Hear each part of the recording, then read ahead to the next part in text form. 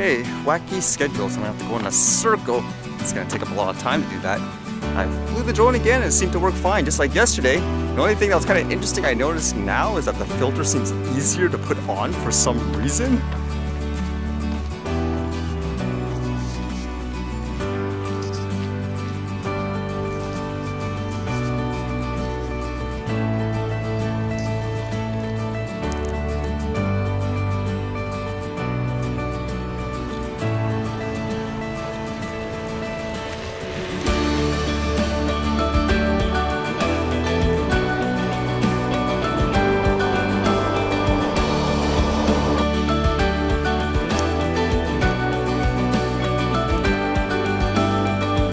I'm actually reading a lot of news bits about changes in drone regulations in the US. At first when I was reading, I was like, isn't this always the same it's always been? Like you can't fly within the restricted airspace and all that. This one says, new regulations restrict drone access. While recreational flyers may continue to fly below 400 feet in uncontrolled airspace without specific certification or operating authority from the FAA, they are now required to obtain prior authorization from the FAA before flying in controlled airspace around airports. Furthermore, they must comply with all airspace restrictions and prohibitions when flying in controlled and uncontrolled airspace. And for this example, I guess they use Las Vegas to show where you can actually fly. It's just like this little dot on the map. It says, in Las Vegas, most people live in restricted airspace. Starting Friday, recreational users were regulated to one small area in Southwest Valley where they can fly without prior approval. And with that, they talk about how some people, they just want to fly for fun. And it says, our recreational flyers just like to fly and have fun, said Sean Capolingo from Alpha Drone. You know, grandma and grandpa that are just retired, just fly for fun, or even their grandson likes to have fun with their drone.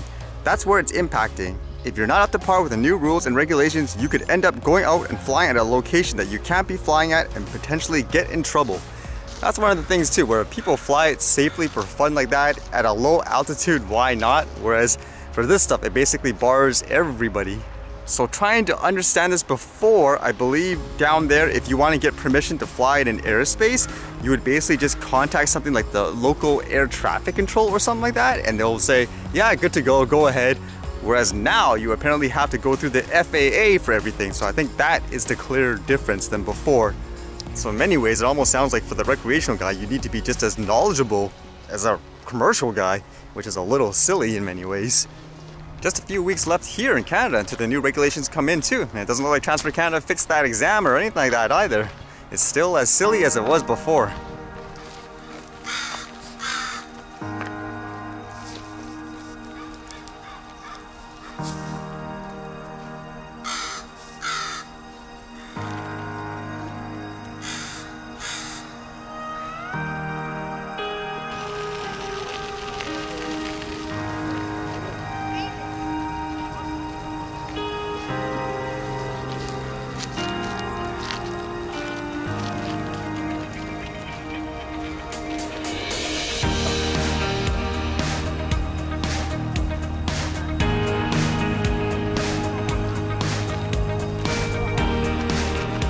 What? It said the hottest part on that duck is 56 degrees Celsius. That's pretty darn hot, isn't it?